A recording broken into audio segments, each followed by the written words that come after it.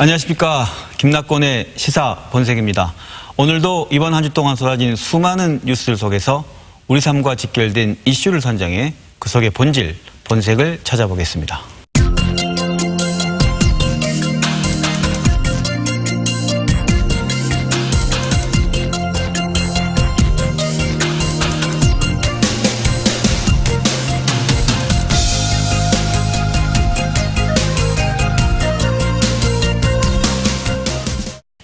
네, 광주시가 사회적 거리두기 2단계 적용 기간을 2주 더 연장했습니다. 광주가 다시 코로나 청정지역이라는 지위를 회복할 수 있을지 관심을 모으고 있습니다. 오늘 이슈 저격 첫 번째 시간에는 향후 지역 감염 차단을 위해 광주시가 어떤 대책을 마련하고 있는지 이야기 나눠보겠습니다.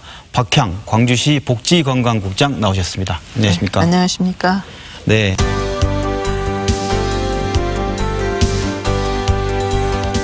지금 시장님께서 전반적인 총괄 지휘를 하고 계시지만 박향 국장님은 매일 거의 뉴스에서 뵙습니다. 네. 지금 매일 브리핑이 진행되고 있습니다. 그러시죠. 네. 정은경 본부장이 전국적으로 이 역할을 해주고 있다면 우리 광주 호남 지역에서는 박향 국장님이 고생해 주셔서 고맙습니다. 네, 책임이 무겁습니다. 네.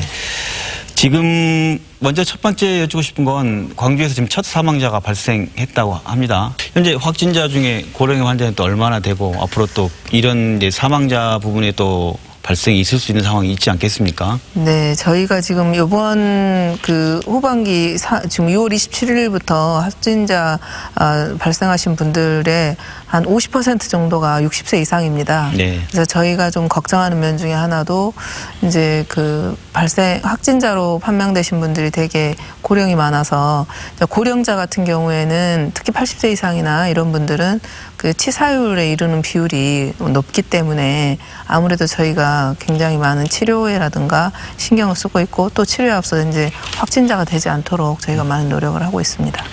지난 한 주 동안 어떻게 보면 좀 확진자 상황을 보면 좀 진정 국면에 접어든 거 아닌가 그런 생각이 들기도 하고 우리 박향 국장님께서 현재 상황을 어떻게 진단하십니까? 이제 지금 상황은 크게 이제 한 세 가지 측면에서 좀 바라보고 있는데요. 네. 일단 확진자 발생 숫자로 보면 제가 6월 27일부터 발생을 하기 시작을 했거든요. 그러면 6월 30 이제 두 자릿수가 된 게 6월 27일하고 3일 후에 30일에 12명, 또 7월 1일에 가장 정점을 찍어서 22명이었어요. 네. 그 다음에 이제 7월 4일에 16명, 네. 그리고 이제 7월 8일에 15명. 그러고는 이제 그 이후부터는 지금 한 자릿수를 오고 있고 지난번에는 이제 하루 한 명도 안 나온 날도 있었죠. 네. 근데 이제 어쨌든 숫자적인 면에서도 이제 한 자릿수로 어느 정도 일주일 정도 이상이 진행되고 있고요.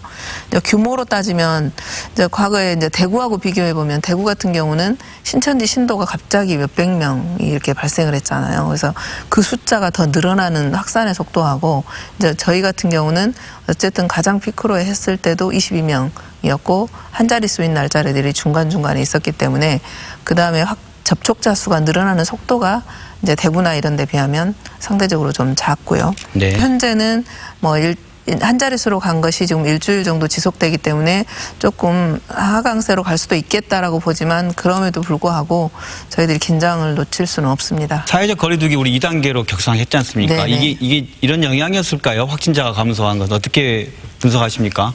저희들도 그렇고 보건복지부에서도 사실은 중앙정부 차원에서도 2단계 격상을 이제 좀 신중하게 생각을 했지 않습니까? 그렇죠. 근데 저희가 그때 22명으로 급격히 늘어나고 그러면서 이제 시장님께서 이건 엄중하다 해서 저희들이 민간 전문가들 한번 긴급하게 회의를 해서 이제 결정을 했거든요. 네. 그래서 사실은 중앙정부에서도 예의주시를 했어요. 저희들의 2단계 격상 부분에 대해서. 네. 근데 이제 그래서 휴대폰 이동량 이런 걸 조사를 해봤는데 한 나흘 사이에 한 39% 정도가 팍 떨어졌다 그래요. 시민들의 이동량이 40% 정도. 그렇죠. 네. 그래서 이제 저희 시민들이 그만큼 2단계 격상하는데 굉장히 많은 긴장을 했고 또 그때 당시에 이제 확진자 숫자가 급격히 발생을 했기 때문에 이제 좀 긴장감을 좀 가진 것도 있었던 것 같습니다.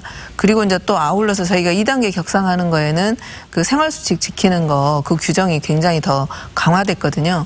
그래서 그 강화된 규정도 많이 따라줬을 것이고, 그래서 그게 이제 상대적 연쇄적으로 일어나면서 조금 그 긍정적인 영향을 주지 않았을까 생각합니다. 어쩌면 시민들이 따라주지 않으면 뭐 2단계 격상이나 이런 것도 의미가 없을 텐데 시민들이 굉장히 많이 잘 따라주신 거 아니에요? 네, 맞습니다. 네. 네. 시민들한테 감사드립니다. 네, 그렇군요. 그 집합금지 명령을 그럼에도 불구하고 위반한 사례들이 있어서 뭐 네. 있거든요. 우리 경찰에 네. 뭐 수사 의뢰 그렇습니다. 있나요? 뭐 네. 이런 거 있는데 관리 감독 어떻게 이루어지고 그런 부분에 대한 좀 설명해 주십시오. 저희들이 이제 또 그 금양 오피스텔이 그 방문 판매의 온상이었지 않습니까? 그래서 방문 판매에 대해서는 특별하게 엄격하게 했었는데 그저께 이제 시민들이 방문 판매업소 같은 경우는 저희가 다 집합금지 명령을 내리고 특히 이제 확진자가 발생한 데는 시설 폐쇄를 했거든요. 근데 이제 집합금지 명령이 내려진 곳에서 어떤 한 시민이 저기서 사람 소리가 들린다 하고 신고를 했어요. 그래서 경찰하고 우리 시가 합동으로 시구가 합동으로 가서 이제 거기에서 사람이 모여 있는 걸 발견하고 20명을 검찰에 송치했습니다. 그렇게 된 거군요. 네네. 잘 지켜주고 있지만 그렇지 않은 곳에 대해서는 네네. 아주 강력하게 네. 넣으셨다는 건데 그래서 우리 광주 방역의 총괄 실무 책임자로서 봤을 때 네. 그 2차 유행이 시작된 그 감염 경로 등을 지금 어떻게 확정짓고 지금 대전 얘기 나오고 방금 얘기하는데 어떻게 지금 확정짓고 있습니까? 대전에 그 유명했던 그 101 방판 업체. 방문 판매 업체. 네, 방문 판매 업체하고 네. 이제 여기가 확진자가 나왔었습니다. 네. 그 확진자하고 우리 금영 오피스텔에 505호 1001호 거기에 갔었던 그분들의 접촉이 확인이 됐습니다. 그래서 그 접촉이 확인된 사람들을 통해서 제일 먼저 우리가 광륵사라고 해서 절에서 처음에 발생한 걸로 처음 스님. 예, 스님인 걸로 긴장을 많이 스님이, 했었죠. 예. 네네. 근데요? 근데 그분이 증상 발현을 가장 먼저 했습니다. 그래서 광륵산에서 가장 먼저 발견이 됐고요.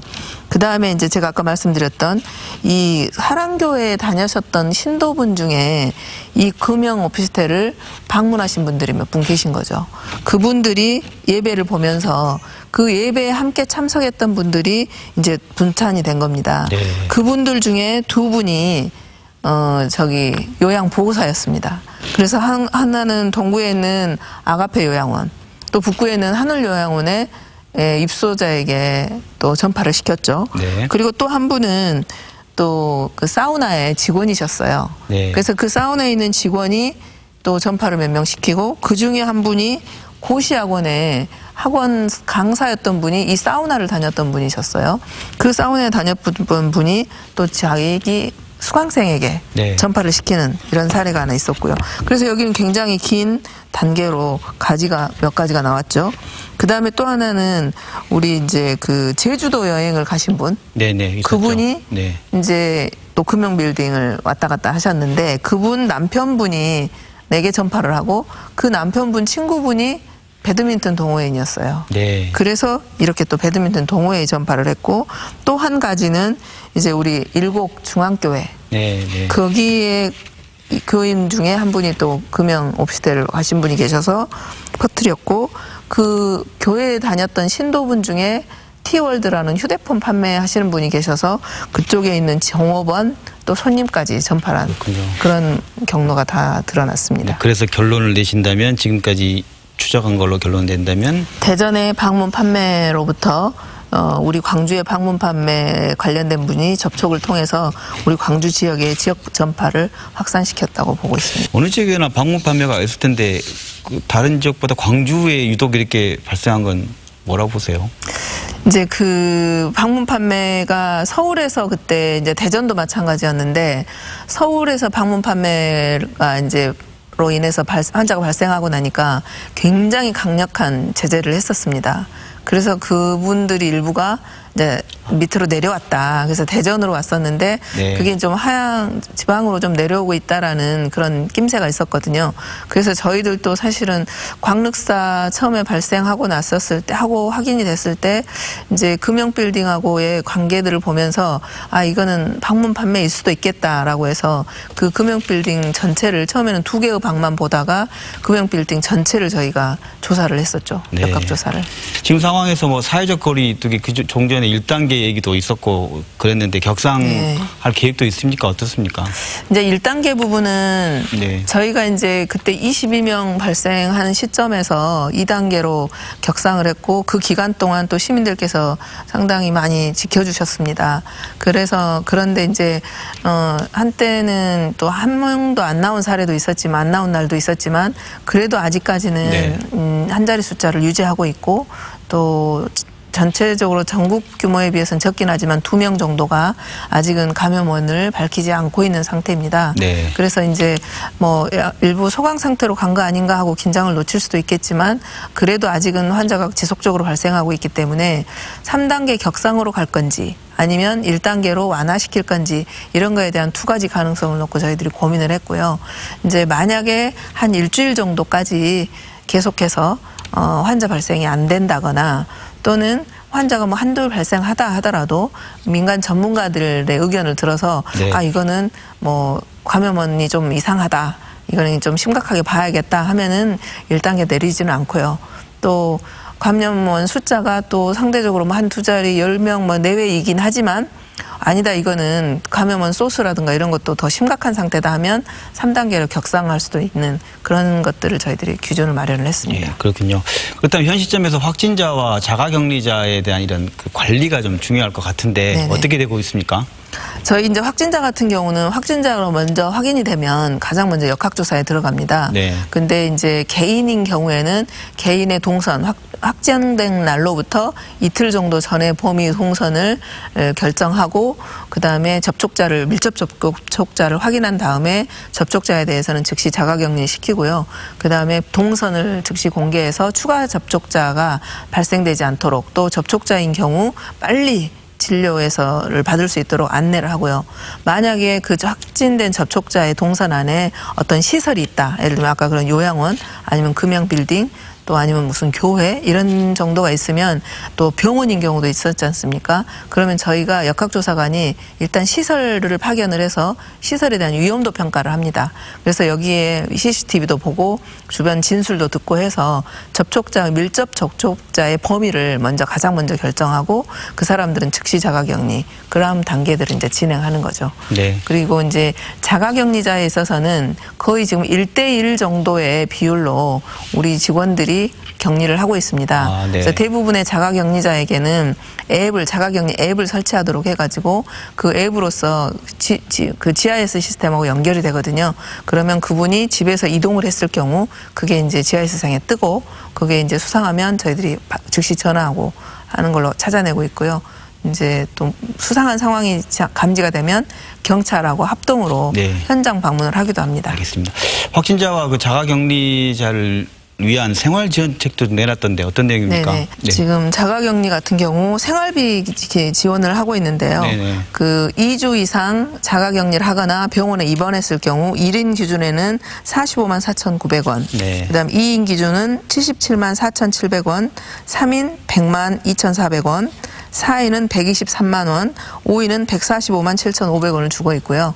이거보다 더 넘어갔을 때는 1단위로 계산을 합니다. 네. 그리고 2주가 안 됐을 경우에는 1단위로 지원을 해주고 있고 그다음에 이제 자가격리가 되게 되면 저희가 자가격리 통지서를 발급함과 동시에 자가격리 하면서 드셔야 될 가장 기본적인 뭐 체온계라든가 그다음에 기본 음식 정도를 키트를 지금 전달을 해드리고 있습니다. 네.